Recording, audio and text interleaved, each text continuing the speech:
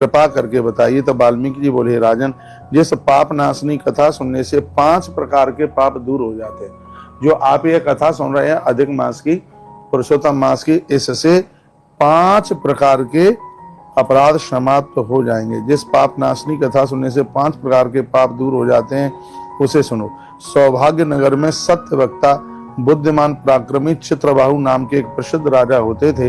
वह राजा सहनशील, सभी धर्मों को जानने वाले, शीलवान, रूपवान, दयालु, ब्राह्मण भक्त, भगवत चरित्र सुनने वाले, अपनी स्त्री से प्रेम रखने वाले, पशु, पुत्र, हाथी, घोड़ा, रथ एवं पैदल सेना वाले तथा धन धान्य से युक्त थे।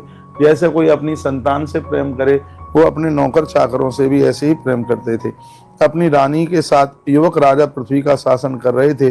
वह भगवान नारायण के अतिरिक्त ज्यादा तो भगवान को ही मानते थे, भगवान कृष्ण को मानते। एक दिन चित्रबाहु ने दूर से आते हुए मुनिश्रेष्ठ अगस्त्य जी को देखा।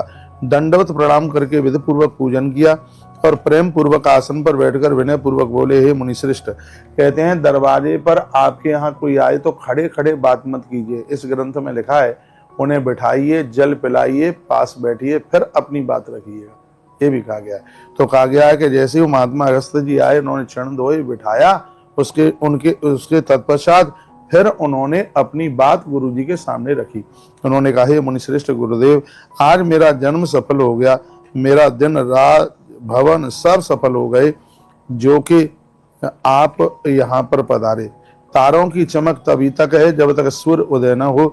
उसी प्रकार कहा गया है कि व्यक्ति की भी धरती पर चमक तब तक ही है जब तक गुरुजनों का आशीर्वाद उसके ऊपर है। ऐसा राजा ने कहा, जब तक वैष्णव ब्राह्मण न हो तो व्यक्ति का कल्याण ही कहाँ है। हे अगस्त्य जी बोले, हे चित्रबाहु राजन, तुम धन्य हो तथा तुम्हारी प्रजा धन्य है, जो तुम सरीखे वैष्णव राजा के द्वारा ये धरती ये रक्षित है।